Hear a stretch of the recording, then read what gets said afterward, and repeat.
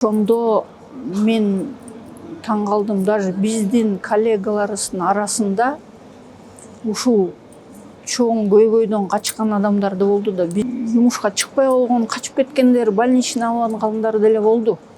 Кээ бирөөлөр кичине температура болсо эле өздөрү келип, бияктан кыйкырып акырып, мени приемгага деп жугунуп биз менен урушкан, жакалашкандар да болду.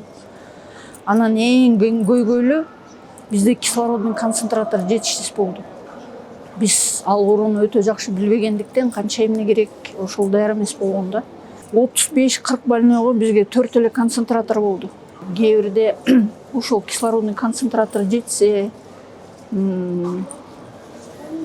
может мен ошол ооруну сактап калам деген ойлор дагы эле эсимде да. Анткени эмне үчүн биз муну айтып туруш керекпиз? Анткени көп адамдар айтат, что ковид деген бул медиктер өздөрү ойлоп алган оору депчи. Мен ойлойм, что ал только ошол үй бүлө башынан өткөн ошол ковид убагында өзүнүн туугандарын жоготкон адамдар эле түшүнөт да. Анан дагы эмне айтарым, ошондо мен өзүмдүн кыргыз элиме чоң рахмат айтат элем. Могу атка минерлерге эмес, өзүмдүн карапайым элиме иштегениме уже общий стажым 35 жыл болуп калды. Улуттук госпиталда где-то 28 жылдай бери иштеп жүрөм да. Башынан түшүнүксүз болчу да, биз мындай ооруну көргөн жок болчубуз. Биз анан бул жакта түнчүндө даярдап баштадык, саат 1-2-3-төргө чейин, 6-га чейин. Анткени 6-да 7-де биз уже даяр болуш керек болчу ооруларды скорый менен кабыл алганга. Ошентип түнү менен даярдап баштап, эртең менен уже оорулар келип баштады. Ошондо мен таң каларым, биз деген список түзүш керек болчубуз. Кайсы врачтар, кайсы медсестралар, санитаркалар кирет. Анткени биз бригада болуп кириш керек болчубуз да. Бир врачка 2 медсестраны тазалай турган кишилер, санитаркалар керек болчу.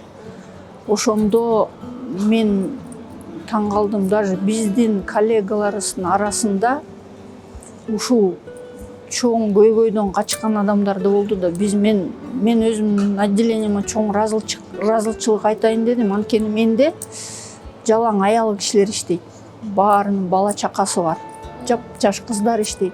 Ошолор мен айткан сөздү, администрация айткан сөздү эки кылбай, түнү менен иштеп, эртең менен барып, саат 3-4дө үйлөрүнө барып, саат 6-да баардыгы бул жака. Биз эмне деп айттык, биз бир эле сменный кийим алып келгиле дедик да, анан ошол менен келдик да, зубной паста, как всегда, ошондой эле. Анан ошондо мен кээ бир коллегаларыма таң калдым. Кээ бир коллегалар жумушка чыкпай койгон, качып кеткендер, больничный алгандар деле болду. Эми жашоо өтүп атат да. Бирок ошол адамдарга өзүңдүн жүрөгүңдө калган бир осадок, ошол баары остается, да, потому что как можно быть в такой ситуации? Вот есть такие люди, оказывается, болот экен ошондой адамдар. Биз ооруларды приемный эмес, биз сразу эле отделениеге алчубуз да. Отделениега келгенде, бир эмес 5-6 скорый келет, андан тышкары элдер өздөрү көтөрүп туугандарын алып келет, баардыгы алып келет дагы, сен прием кыласың. Ошондо сортировка деген, биз ошондой биринчи баштадык. Сортировка деген эмне экен? Сортировка, сен карайсың, кайсыл оорураак, ошого биринчи дары жазып берип лечение кылайын десең, кийинкилер ызылдайт, коридордо драка, байкуш скоройлар очередь күтүп больнойду таштап кетейин десе, кээ бирлөрдү жок, таштабаш керек, алып кетиш керек болот. Ошондойлор аябай ызы-чуу болду да. Анан элдер ошол моментте паникада болуп баштады. Кээ бирлөр кичине температура болсо эле өздөрү келип, бияктан кыйкырып акырып, мени приемгага деп жугунуп биз менен урушкан, жакалашкандар да болду.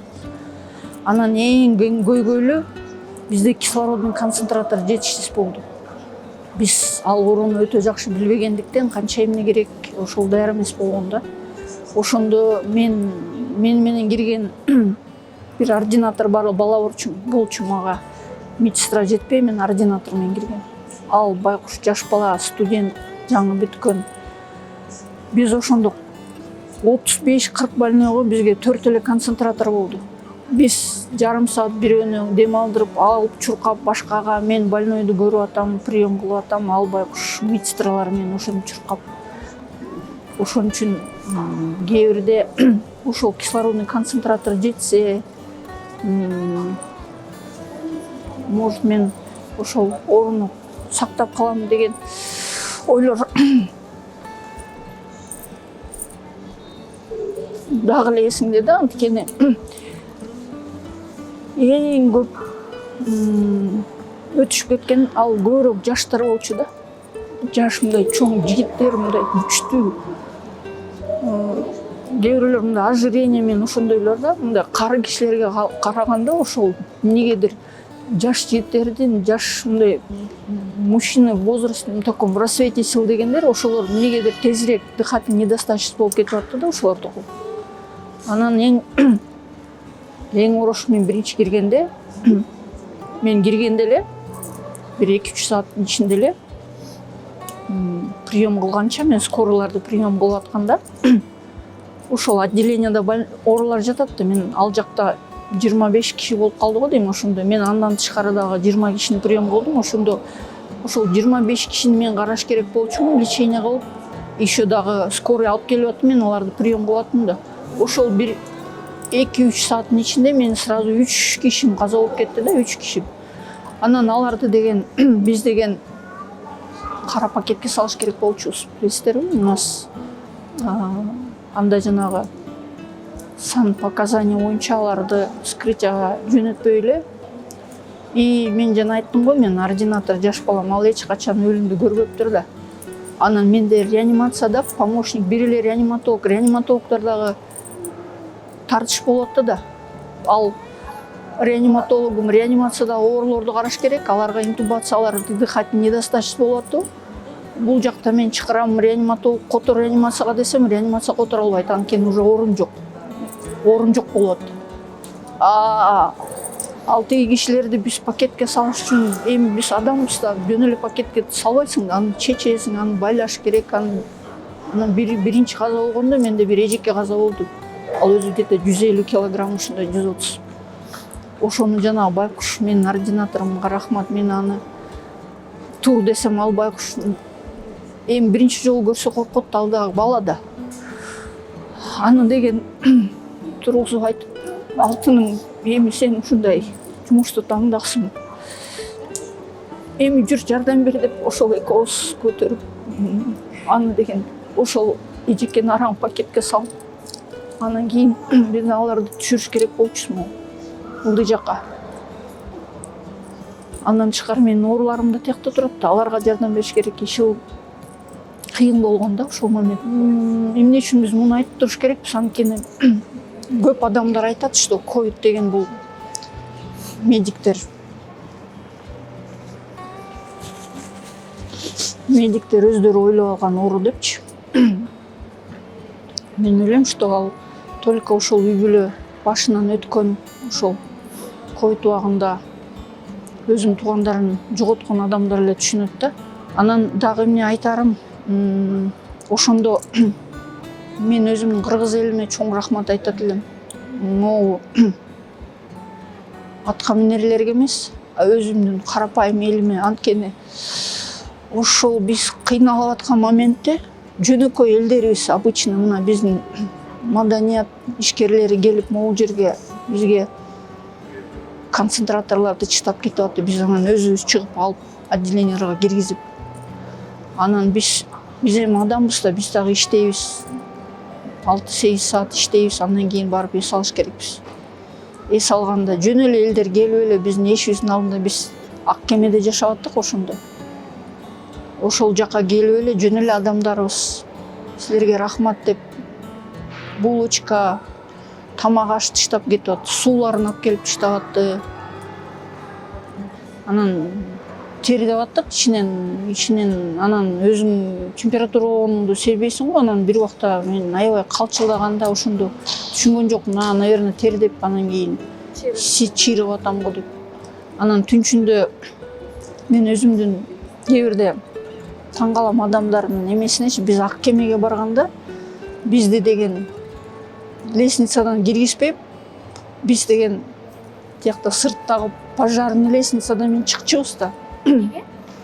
Анткени алар коркуп, биз заразный аларга жуктурабыз деп, администрация парадный ходду жаап туруп, биз деген сырттагы пожарный лестница менен чыкчубуз. Ошондо мен өзүмдү жаман сезип, уже тепкичке чыга албай, ошондо мен өзүм коллегаларымды тартып чыгардым да ошол лестницадан.